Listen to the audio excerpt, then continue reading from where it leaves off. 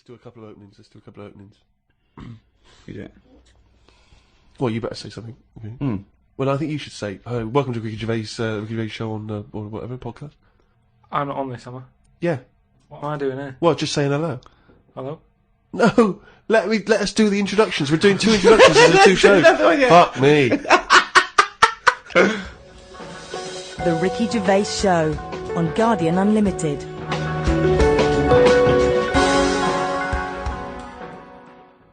Right, welcome again to the Ricky Gervais Show on this Guardian podcast with me, Ricky Gervais, Steve Merchant, and Hello of course, hello there, Thanks.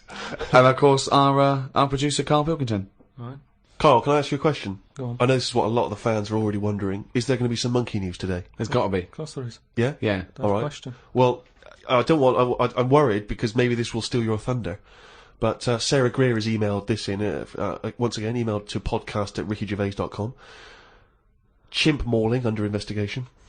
I know you're concerned, because this actually fuses 2 of our greatest features, Monkey News and Knob News, into one seamless whole. Oh. Investigators said they are trying to figure out how 2 chimpanzees that viciously attacked a visitor at an animal sanctuary escaped from their cage. This is the grim bit.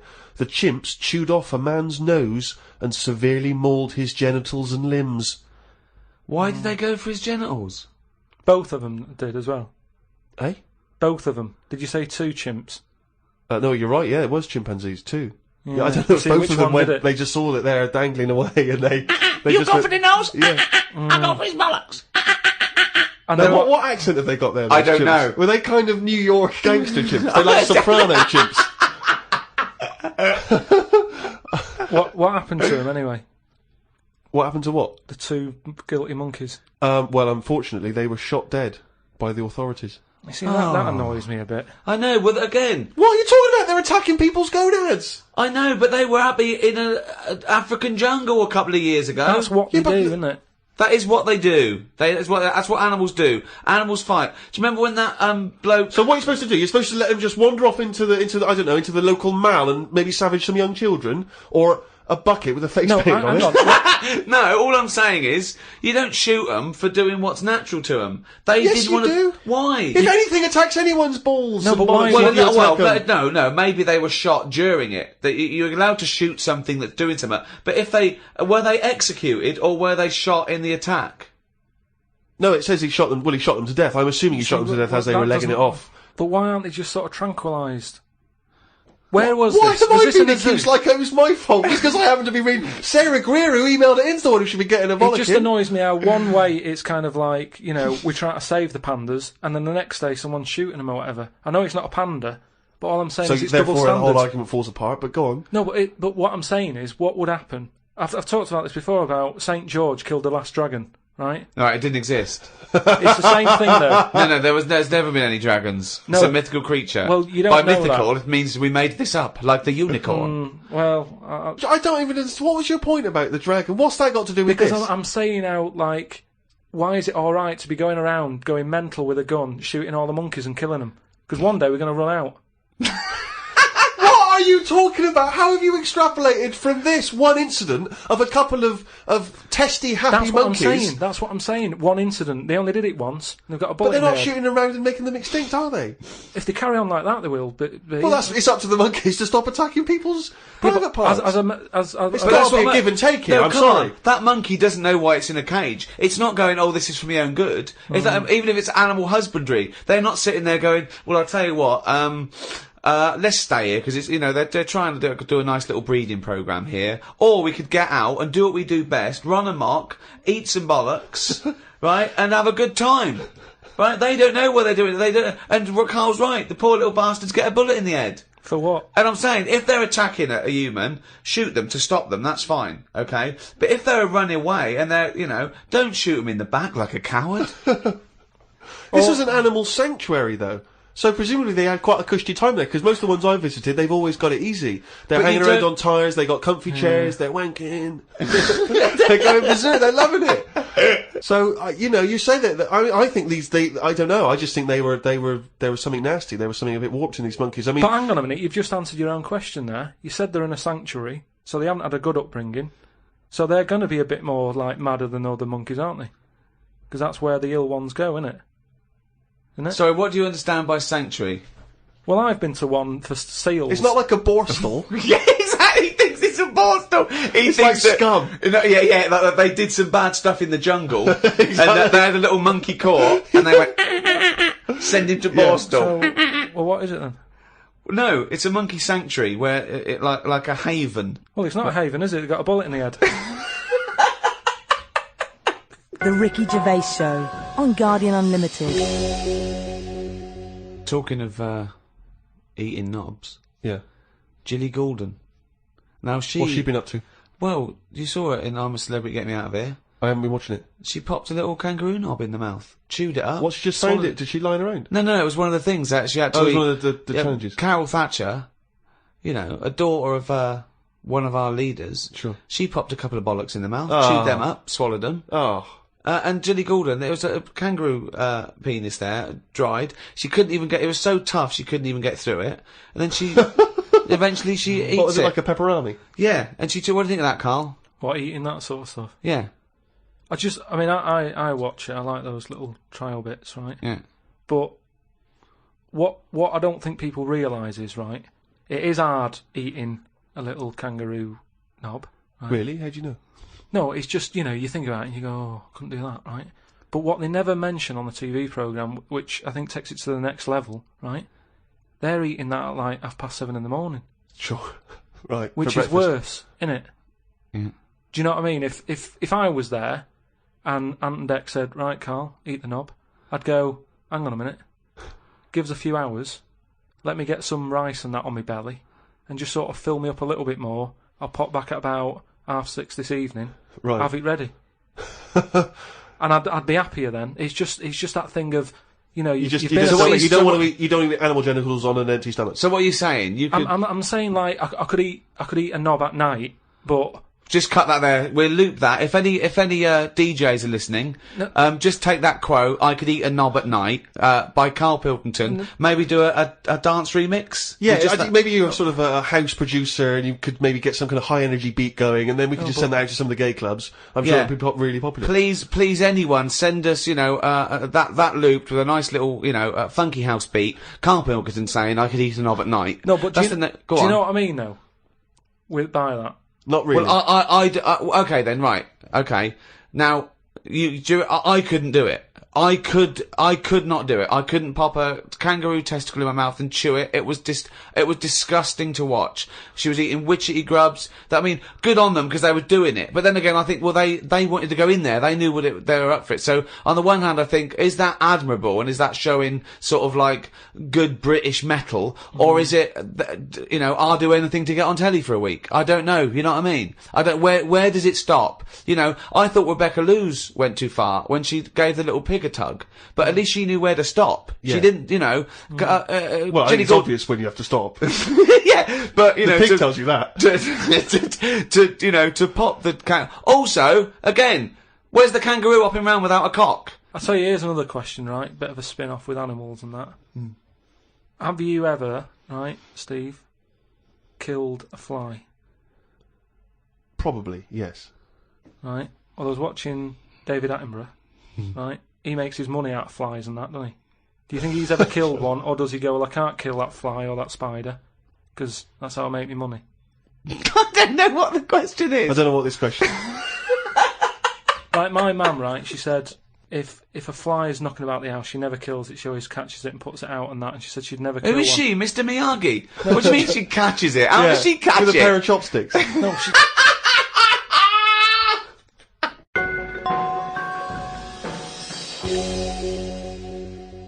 Rick, it's that time again. It's what everyone's waiting for. Can you do the jingle for us? Oh, chimpanzee, that monkey news. Right, this week the monkey news is about, you know, we all know, like, you know, there's monkeys knocking about that aren't happy in this country. Sure. Isn't they? It is a big problem, yeah. It's an epidemic. So they've set up like this this sanctuary place Okay. where they all go. The ones that aren't happy in a zoo and what have you, it's getting them down. They can phone a number and they'll come and pick them up. Pop them in this house place, right? And basically they can run riot in there. Yeah. To get freedom to sort of cheer themselves up. It's like, don't have a go at them. If they want to do such a thing, let them have a go and whatever, Yeah, right? yeah.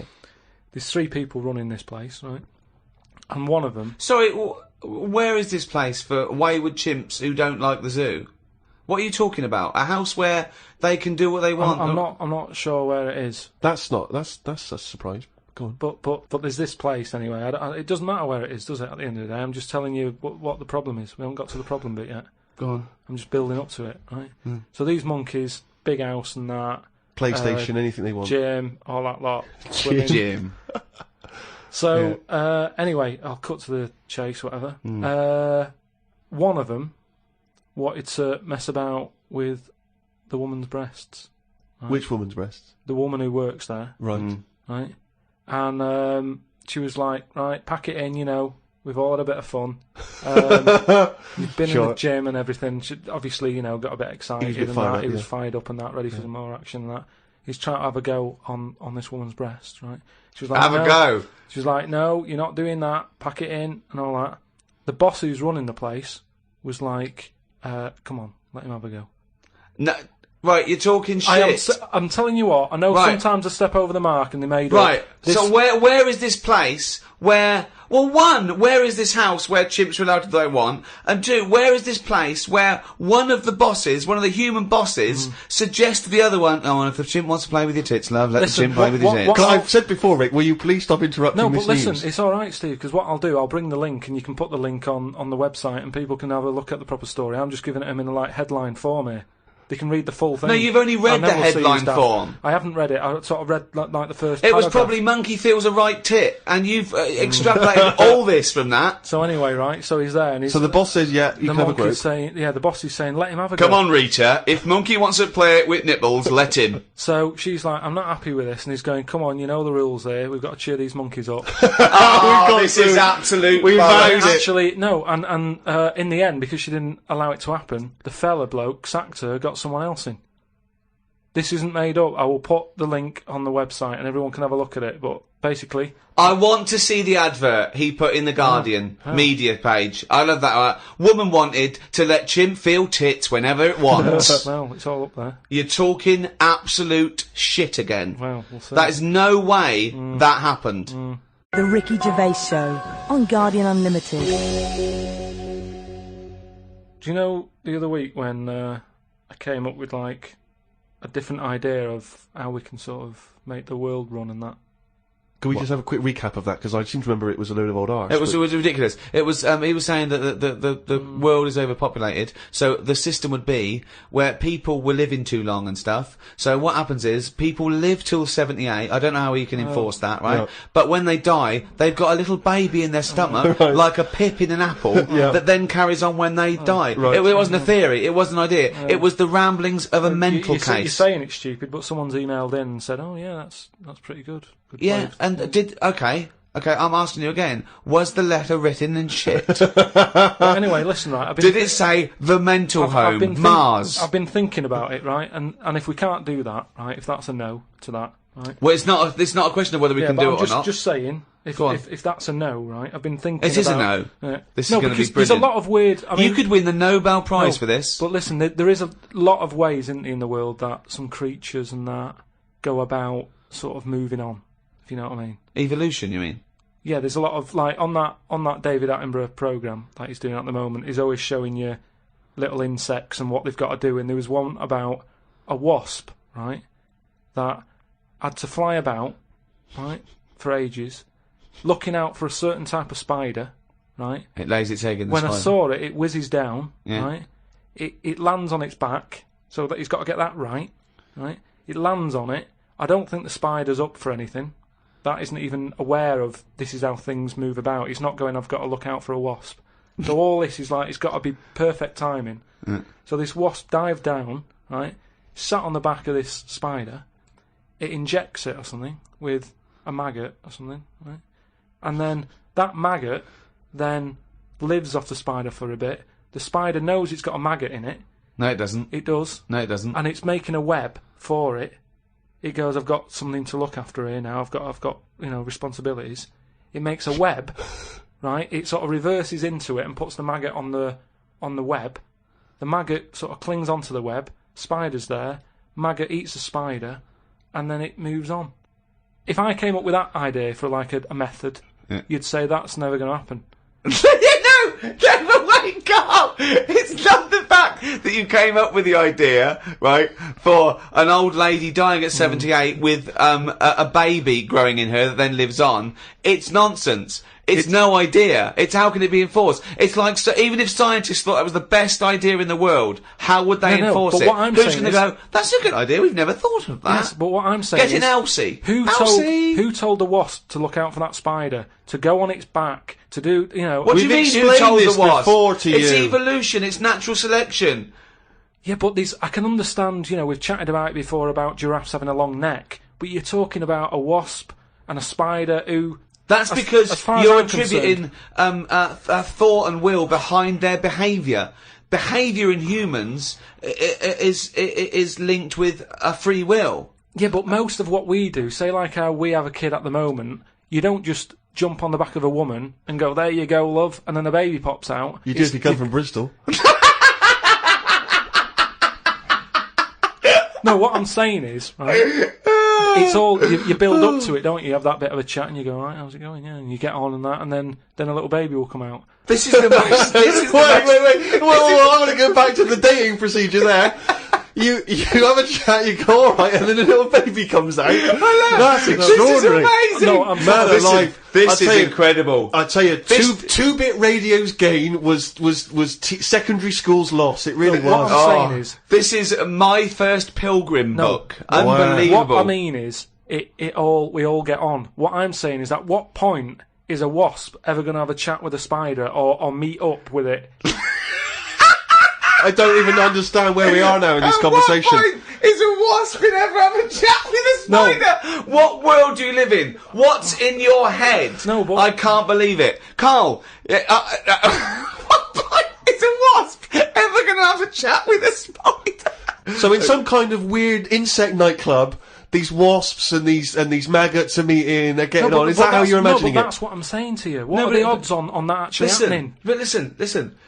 You're thinking because behaviour in lower forms of life is purely chemical. It's purely, it bypasses any form of consciousness. Right? There's a parasite.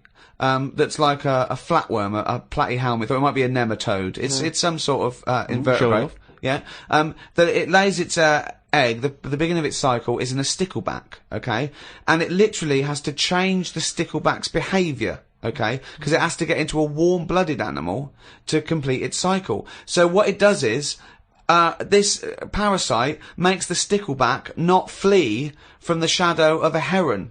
So it makes the stickleback get eaten, right? So it then is in the belly of a warm-blooded animal and it can complete its life cycle. But at no point is the nematode or the platyhelminth, whatever it is, going, slow down, there's a heron coming, stay here. And the stickleback going, why? I don't want to stay, there's a heron. There's no conversation. It's not they get together and go, listen, I've got something that might be mutually beneficial to both of us. I need to get into a heron. You like to be eaten by a heron? No, I don't. Where's this conversation with a Yes, you do. It's got Jedi powers. you do. No, all I'm saying is, you know, the idea that I came up with, you're sort of saying that's a crazy Can I just, idea. not an sorry, before idea, you it's carry on, not can I an just idea. say, how many times have we heard all I'm saying is, and then Yeah. such a stream of nonsense Yeah. that it's blown our minds? No, but that's all I'm saying. That, you know, what you've just explained there with the heron having to knock about and for a flea to be sat in the shade and that. That is incredible. That translation of what I said is that sums it up for me. Yeah. He sees a headline, he reads a book, it then goes through this weird filtering system with, I imagine the music in his head is boop, beep, boom, ba,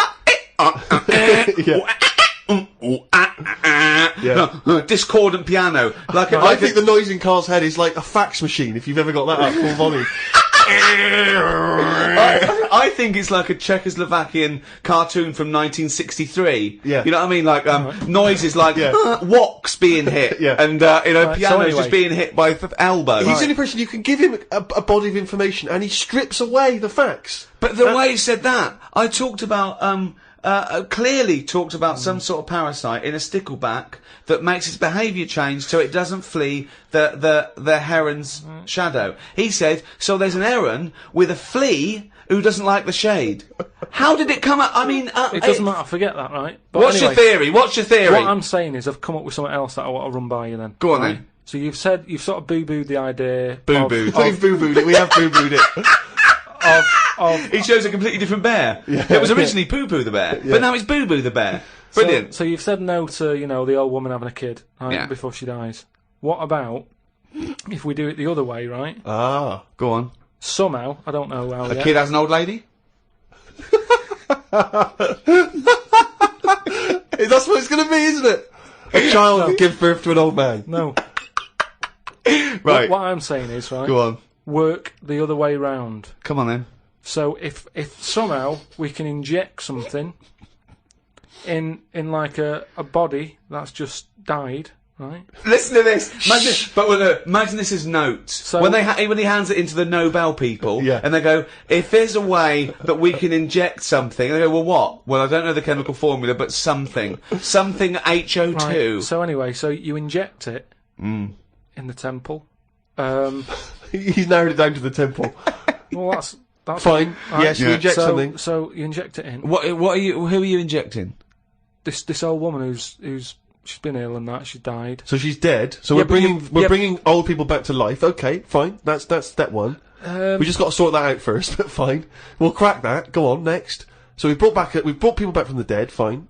Yeah, but Next. this is a way of controlling population. Remember, they can't be having it away and having kids. This is just the way we're going to Okay, work so from now. there's an old lady. So we start now. We start now as the world is now. So what happens? Right. So you get like an old woman. Who's dead? Yeah. Yep. Injector and that. Injector. And then what happens is she sort of wakes up. Amazing. Right. And she works the other way. So like she might be 77, Yep. and then she'll have a birthday. She's 76, and she's working that way. Right. If you know what I mean. Okay. Are you with me? No, keep it. Because the thing is, you've got. No I'm idea. really scared. Yeah. I'm really scared. This is the maddest thing you've ever said. Yeah. This is madder than the old lady with the pit like an apple in her belly. It sort of did work. This is No, it didn't work. It worked in your head. It's like a dream that you wake up and go, oh, I've got a great theory. And This it's is like, this is it. Let me just tell you the Go on then. ending, because the endings works out a bit better. go on. What I'm saying is, when you die at the age of 78. 9 months, What? at the age of 9 months, because that's when you come out. What do you mean when you die at the age of You're 9 not scared of dying because you're now a baby, so you don't know what's going on anyway. So there's no So fear. you missed out a bit here. So this woman, literally gets younger and younger? I think Yeah. when she's in her 20s, she's in her old age, Rick. Yeah, but it doesn't matter because that's the fun part of your life, isn't it?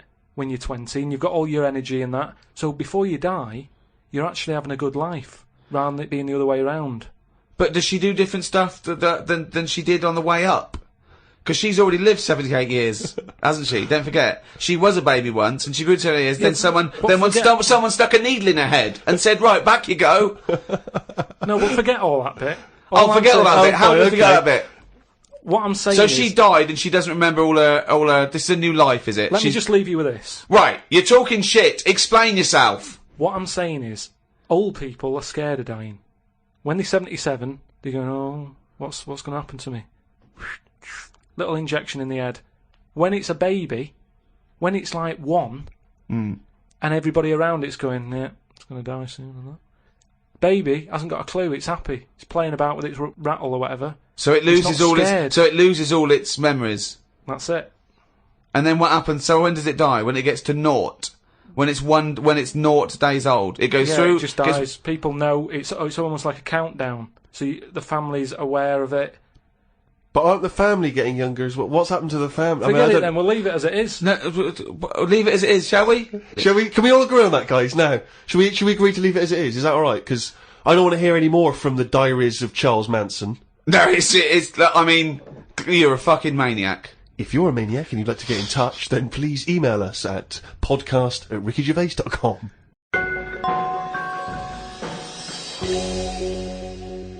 Doing a bit of Christmas shopping, Rick, the other day, and I was travelling around on the tube, the London Underground, the subway system for our American friends, And, as you know, but people around the world may not be so familiar, there's a recorded voice that you sometimes get on the tube that says, mind the gap. Oh yeah, before you open the door, Yeah. mind the gap. And the reason is that sometimes in some stations there is a gap between the train and the platform, and obviously, theoretically you could fall down And it's there different or whatever. sizes, so just that little reminder, mind the gap. You look down, it's safe. Just makes you stop. Seems to make sense. Yeah. Saw a kid, teenager, wearing a t-shirt, don't know where he bought it. It just said, fuck the gap. He was tired of it. Yeah, he but- didn't want to mind the gap. But what I like is, what's he protesting about? I don't You know what I know. mean? It's not the police or the man keeping you down. That's just good, sensible health and safety information. That's like You know? saying fuck looking both ways before I cross Yeah. the road. Screw penicillin. I know. No, do you know what? I'm going to drink and I am going to use threshing machinery. And I don't give a damn.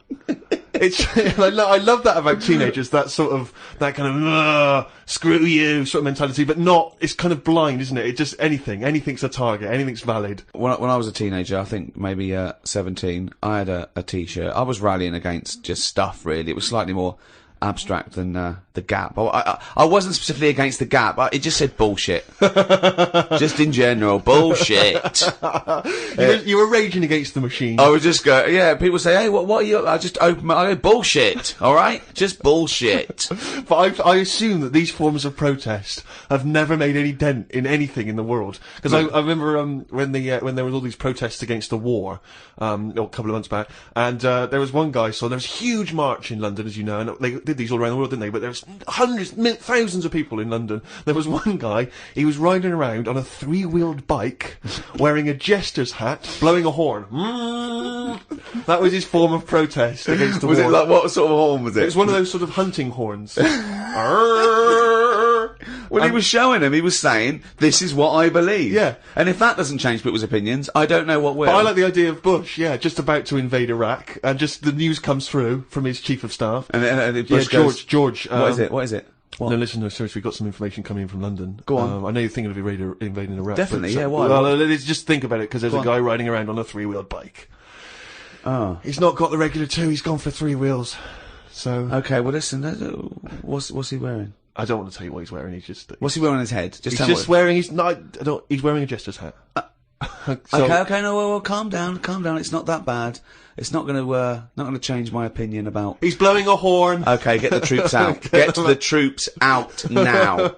What do It's they think they're pointless. doing? You've got to get involved in the. I saw a girl once again, a teenage girl. I was behind her on the tube, and she had this bag, like a rucksack, and it was kind of black, and it had painted in Tipex. It had a picture of George Bush, but he was kind of in the sights of a rifle, and it sort of said "Stop the War," and it had a Barbie's head, but it was severed, and the hair was scraped back, and she'd been made up to look kind of devilish, and there was sort of CND signs, and there was no to war and all this, and I sort of wanted to tap her on the shoulder and say, are you actually getting involved in stopping the war, or have you been working mainly on this bag? Yeah, Because this that takes must have a lot taken of you my at time. least a couple of days. Where you could have been writing emails, you could have been getting a petition going. Oh dear. Carl, have you ever been into that sort of teenage rebellion, teenage protest? What, to sort of stop stuff going on and that? Yeah. Or just, making your views heard. I don't really like people knowing what I'm thinking and that. Right. There's no way anyone can know what you're thinking. No, but even Is with that why you're doing a radio experimentation. show where you spout off your nonsense ideas every week? No, but what I mean is, A team of surgeons could fiddle around in your head for a couple of days, and they still wouldn't know what you were thinking. No, I know what you're thinking. Exactly. You're thinking, could a monkey ever be president? At this moment, aren't you? But I don't like anyone that, like all those badges that you're talking about, like save the whale and all that. I don't like the idea that when I get on a tube and someone sees that, they sort of know that I want to save the whale. I don't like people knowing, even to the point of... It gives you a disadvantage in life, doesn't it? But just knowing stuff like when you get on a tube and say if you've been shopping, right, and you've had to buy an ironing board, I hate it that people sort of look at what you've got and go, oh, he's doing some ironing. Right, okay. That's got to be rare. I mean, you can't have bought more than 5 or 6 ironing boards in your adult but life. I don't mean just ironing boards. I mean like anything big where they can't wrap it, so they just put a carrier bag round a little bit of it, and everyone can see what you've just It's bought. weird because I bought an ironing board last week from Argos, and I did did feel a little bit self-conscious. There you go. Because I thought people thinking, he's 30, why hasn't he got an ironing board yet? Yeah. No wonder he's a scruffy I bastard. pretend I'm going surfing whenever I buy an ironing board. I just make sure I go in Bermuda shorts and sunglasses, and I just walk down the street. 'Cause And I I go, surfing USA, and they think, hey, there's a dude going to the beach. I pop on a bus, go home, do some ironing. Yeah. Wait a minute, what's that on his t-shirt? Bullshit. He's radical. I get still faintly embarrassed buying toilet paper. Yeah. I always have to buy something else to go with it. Yeah. I don't like, because if you just A buy that on newspaper. its own, if you buy it on its own, it's obvious that You're off for you're a dying shit, for yeah. one, Yeah. and it's like, I haven't got any in. Yeah. Whereas if you just chuck it in with a pot noodle, it's like, well, he's eating and he's thinking about later. Whatever. But Yeah, it's if you that- buy it on its own, you know that you've got none in the house and you've just rushed across the street to get some. Definitely. Because especially if you're still in your slippers. Well, that's about it for another podcast, and a new one in a week's time after Christmas. So, Merry Christmas, everyone. Have an absolutely blinding Christmas. Or a lovely whatever festival you celebrate in your part of the world. From Ricky Gervais, Stephen Merchant, and Carl Pilkington. If you want to send us anything, as ever, the email address is podcast@rickygervais.com. You can email just your thoughts on the show, if you've got some monkey news for Carl, or anything you think might intrigue Carl, or indeed maybe just some Christmas wishes. Then that's the email address, podcast@rickygervais.com. I would like to wish a particularly Merry Christmas to those guys at Positive Internet for all their genius input and good work hosting this podcast. Goodbye. Merry Christmas. The Ricky Gervais Show on Guardian Unlimited.